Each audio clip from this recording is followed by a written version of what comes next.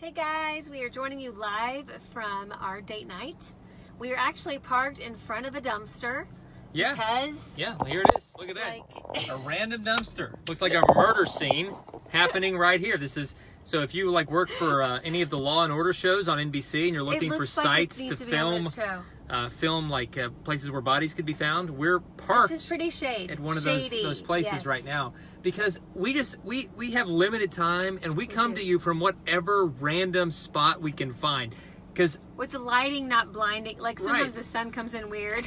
Like our life, like your life, it is Hey crazy. Ashley, thanks for joining us. It's random. We have limited time, and we had a few minutes that we're like, let's connect with our friends on Facebook and let's encourage their marriages as we're trying to we're on this journey with you. We're not again coming to you as the ones who have all the answers. We're trying to figure this stuff out too. Yes. And we've been talking recently about frustration in marriage, specifically right now. If you're watching this live, we're still in the midst of COVID-19. We're in the midst of the heat of summer. School's getting ready to start back. But even if you're watching this video years later, every season of life has a lot of frustration in it. Yeah. And it can be financial frustration, sexual frustration. It can be frustration about your needs not being met. It can be about anything. And so how do you, in a healthy way, handle frustration in marriage? That's what we're going to talk about tonight. Yes. The quick announcement we do at the start of pretty much all of these is about the Naked Marriage Podcast.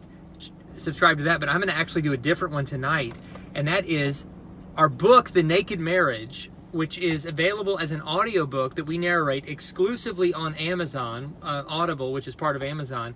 You can listen to that audiobook for free. Amazon or Audible, they've got this kind of deal where you can get a free temporary subscription for 1 month and get 2 or 3 free audiobooks. Audiobooks, yeah. So go to Amazon.com, look for The Naked Marriage. That's our book by Dave and Ashley Willis.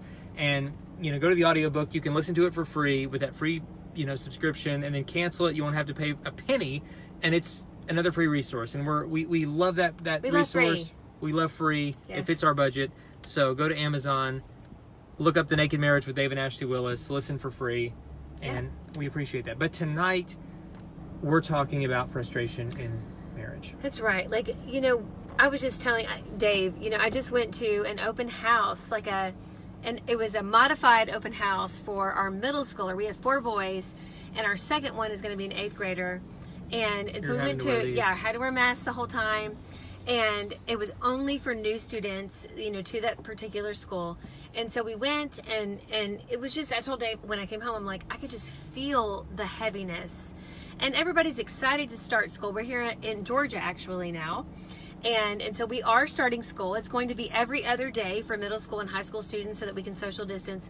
But I could feel the heaviness in parents and in students of the uncertainty and just wanting to move forward in life, but also being very cautious of this very real virus.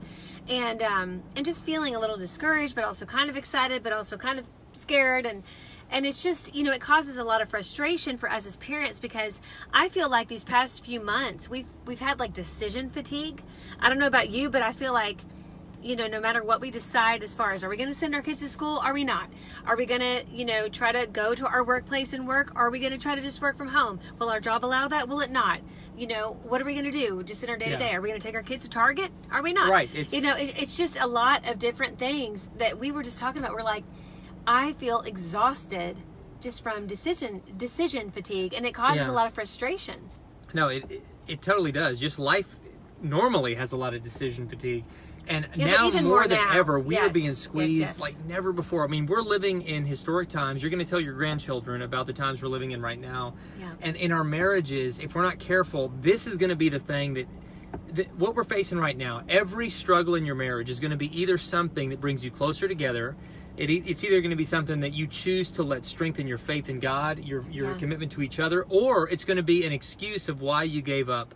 And so we don't get to choose normally the frustrations that enter our life, but we always get to choose the kind of story they become someday. Mm-hmm. And so you've got to decide that this is going to be a story someday about how we grew closer together, how we grew, stronger together. Yes. And again, not to just erase or to minimize the real pain and frustration that so many of us are facing, again, financially in terms of the uncertainties happening all around us. Yeah.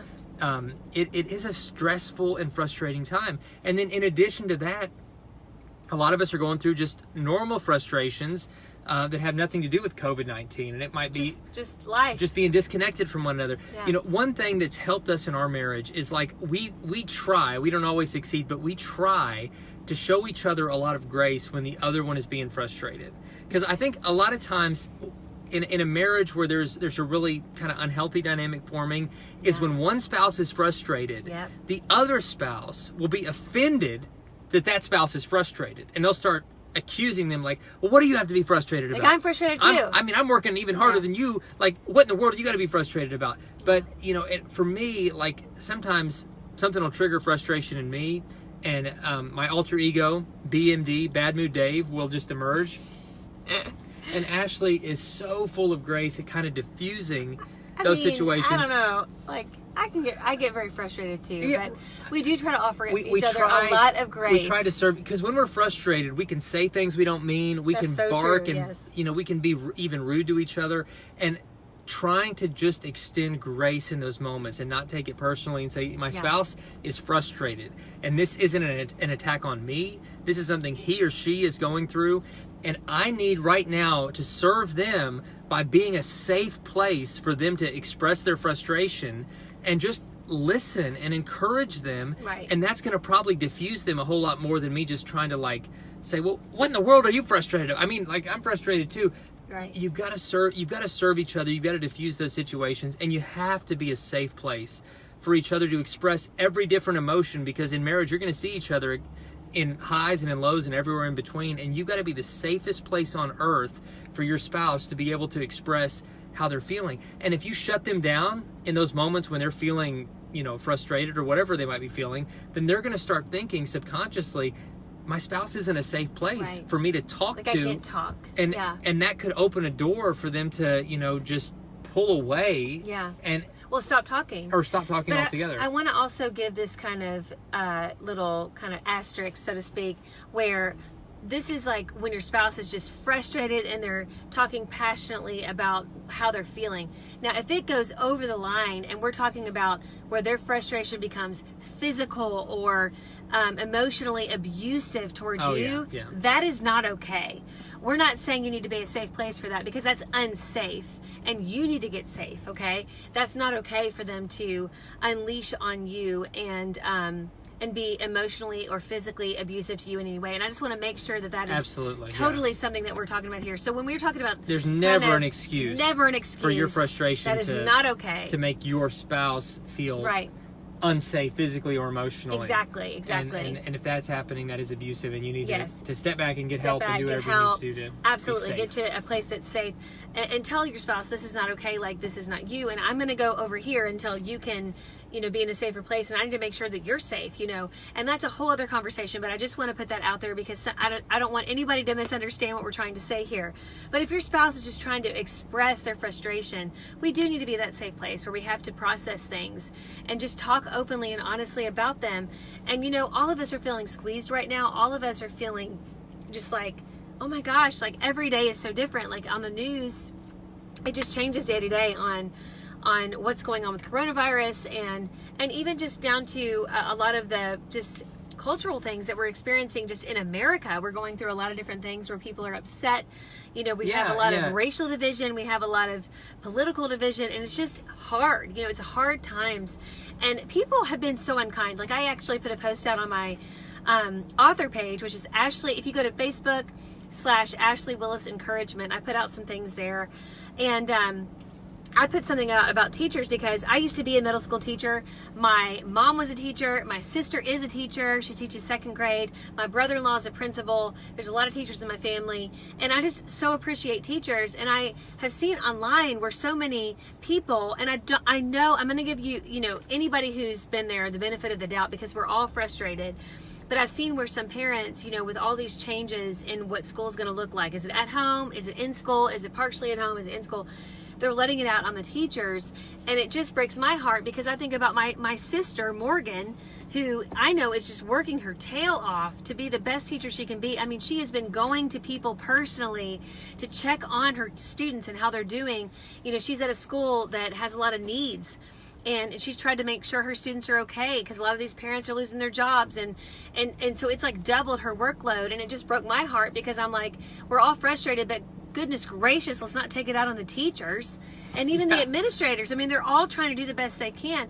And so, and I think, not only in the school system, but in a lot of parts of our life, I think that's what we do, is we tend to we're like, that's the person I need to blame. I need to assign blame to somebody. Exactly. But in marriage, we look at our spouse. We point to each other. Like, exactly. We think, well, this has got to be one of our fault, and it's not my fault, so it's got to be your fault. It's got to be you. And exactly. And we need instead to just, again, be the safest place on earth and be so grace-filled, to give each other so much patience. I mean, in marriage, you have got to be the safest place. And I keep using that word because I think we need to be reminded over and over again that, like, listen, my job as a spouse is not to correct my spouse. It's not to be the one to, like, my job, more than anything else, after my commitment to God, my commitment to them, my job is to really be their biggest support, to be their biggest cheerleader, to be their biggest encourager, to be the safest place on earth for them to be able to express what they're feeling without judgment, without me jumping down their throat and saying, well, you have no right to feel that way. And we've got to do that for each other. This, again, can't be one-sided, because if it's one-sided consistently, that becomes abusive in its own way. But we've got to, for one another, we just got to be there. And I know that sounds like maybe overly simplistic, but I'm telling you, that is the recipe. It goes a long way for a healthy marriage. That's what sets healthy couples apart from couples that are just struggling. It's really not compatibility that makes a marriage work. It's commitment that makes a marriage work. And it's commitment in these kinds of consistent things that might seem small, but really they're so big, of just saying, I'm going to be there for you, and I'm going to be patient with you, and I'm going to be loving and grace-filled, and I'm going to listen when you need to talk, or even when you need to vent. And I'm going to be your safest refuge on earth, and I'm asking you to do the same for me. And if you'll do that for each other, I'm telling you, you'll come out the other side of COVID-19 stronger than ever before, and you'll come out of whatever struggle you're going through stronger than ever before. But when you turn your back on each other during these times, or when you just ignore each other's needs during these times, and you're not being there for each other to meet each other's physical needs, emotional needs, sexual needs, conversational needs, then you're setting yourselves up for these kind of pressures we're all facing to be the very thing that collapses you instead of something to make you stronger. It's so true. I see some people referencing drugs and alcohol abuse maybe during this time. Maybe it's been kind of accentuated during this time. I've heard that there's a lot of mental health issues going on too, and these things kind of play into one another. And I just want to say our hearts go out to you, and I just encourage you to get help. And in this time, we're talking about frustrations and being that safe place to talk about it. Go to your spouse and talk about it. I think sometimes people go to things like substances, drugs and alcohol, when they're just, we're self-medicating and we're not really willing to talk about it. And your spouse is that person in your life where when we're willing to listen, when we do have a concern, if we've been quiet and we've been listening, our spouse is going to listen to us. Yeah. Because, if we're just never listening to them, we're always passing off their feelings. When there does come a time when we have a concern and we need to address maybe a substance abuse issue, they're going to tune us out because we've never really listened to their feelings. We've never really been that safe place where they can go and talk openly. But if we've been that safe place and then we notice a behavior that we're like, this is a concern, our spouse is going to be so open to what we have to say because they know that we are that safe place and that we are for them and not against them, and that we really see them for who they are, and we want to see them be at their best, and so we can help them get the help that they need. And so I just want to be open about that, because I do think that right now mental health issues like anxiety and depression are on the rise. They do say that a lot of substance abuse issues have been have risen as well. It's just a hard time because a lot of people are losing their jobs, and they're at home and they're feeling like, I don't know what to do with this. Like it's just, when is this going to end? I think a lot of where we don't know so much what's the end. What does this look like? Will we ever have normalcy anymore? And they say there's this new normal, but what does that even look like?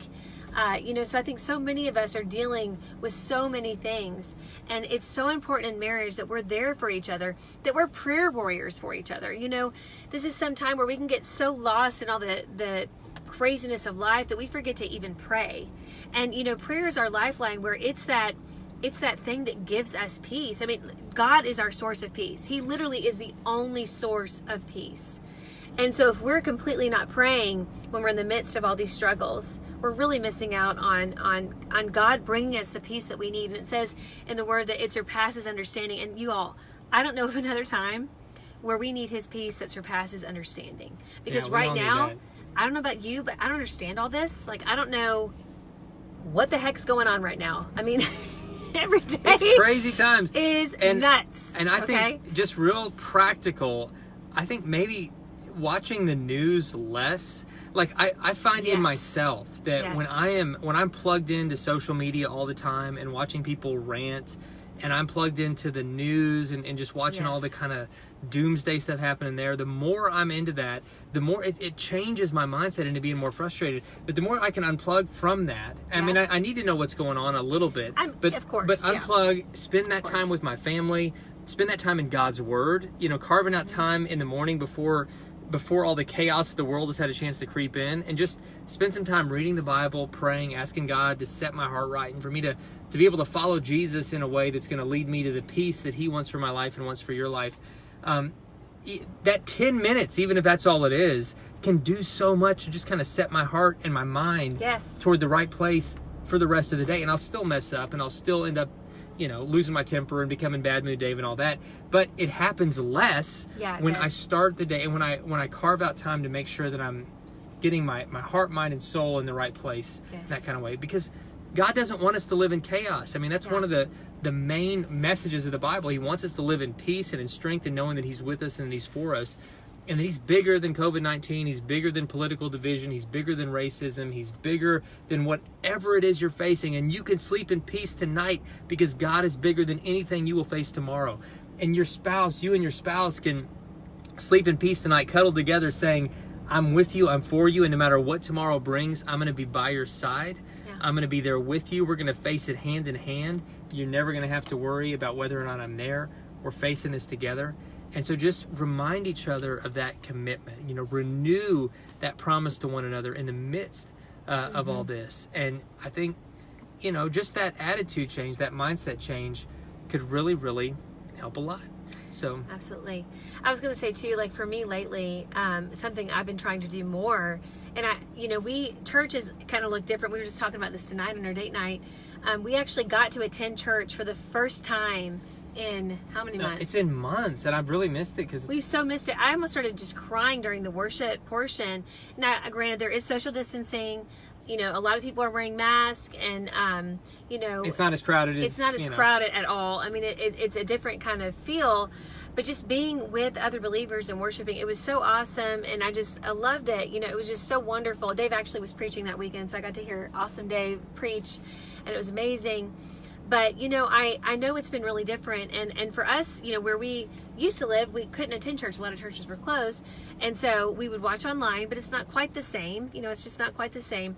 But for me, I've been trying to listen to worship music. And when I listen to worship music, even just like for an hour, and while I'm cleaning or even just like going through my emails or whatever it is, I just feel different. It really uplifts my spirits, and I just love it. And so there's so many ways we can kind of refocus our minds, because right now there's so many different things that can take our attention that can really lead us down some rabbit holes of fear and uncertainty and dread and frustration and even just anger. I mean, I know there's a lot of anger right now, and I understand. I mean, I get it. It's like, so many of us are like, what is going on? And like, how long is this going to last?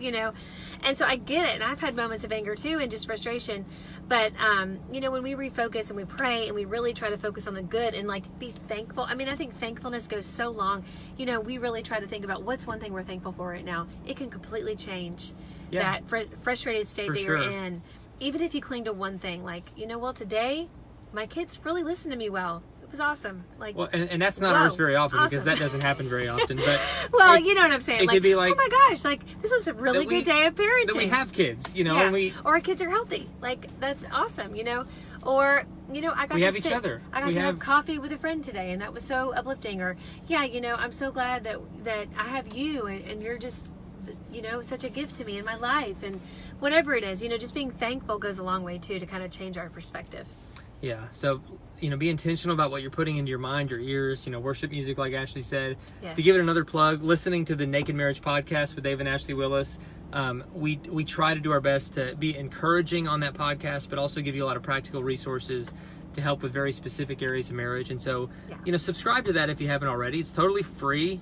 And we're, part of the ministry team at XO Marriage. You can go to xomarriage.com for a full site that's just been redone that has a whole bunch of great resources. A lot of free resources. Yeah, to help and resources you can purchase too. So yeah, and when and even the ones you purchase, it goes to support the ministry. So this is a nonprofit ministry, and it's so even most of it's free. Anything that's not, you're actually supporting the ministry if you do purchase it. No pressure though. Like, we want to create as much free stuff as we can to just help you in your marriage and your faith. And so that's what we're about. And thank you for your encouragement, even on these live Facebook videos. We just appreciate your encouragement and you being part of these conversations. We're in the trenches with you. We're exhausted right now. Like, we find ourselves dealing with a lot of frustration that's kind of new and unique in this season of life. And we're just, we're figuring it out along with you guys. And so we never want to come to you as like, well, we've got it figured out. Here's what you need to do. Yeah. We're like, this is what we're dealing with today. Is there anybody else that can relate? And let's do this together. And so thank you for being part of this community. It really, really does. And somebody said, what are the summer quickies? Oh, well, okay. So podcast. Our podcast right now, if you're listening to this live, we're in the middle of summer still. And on the Naked Marriage podcast, all summer, just for summer, we're doing a series called Sexy Summer Quickies. And it's 12 episodes over 12 weeks of summer, where they're all short episodes. They're quick, the quickies. They're all about sex this summer, and they're answering your 12 biggest questions about sex. Yes. One question per episode. So that's what the Sexy Summer Quickies are. 10 to 15 minutes. Yeah, quick episodes, practical, and and most of y'all love talking about sex, and so that's the topic. Yeah, it's all she thinks about. I'm not just a piece of meat. I'm not just a body. I have a soul, and I need you to meet my emotional needs. Oh my god. But no, we have fun with it. So check out the podcast, and there are over 100 episodes now, and we talk about a lot more than just sex. There a lot more. Every aspect of marriage, and then episodes moving forward. We've got some fun interviews planned. We don't do a ton of interviews, but we've got some great ones. I can't get over the body. I'm sorry. You're having too much fun with it. I can't look at you and shrink. I have a soul. You're just lusting. You're over there just lusting. You're like, turn off this video. I want to make out with you in this dumpster parking lot. Like, look at this trashy place. It's like the least romantic spot we could find. And she's just we're facing a dumpster. All she's thinking about is you're undressing me with your eyes. Oh, I feel objectified, and frankly, I'm hurt. So bad. I'm hurt. So we're probably going to have to turn this off and really dive deep into some emotional wounds I'm feeling because of how you've treated me like an object. Oh my gosh! And I'm more than that. Okay, well, with that, we will say good night. And thank you all so much for joining us. Until next time. Bye guys.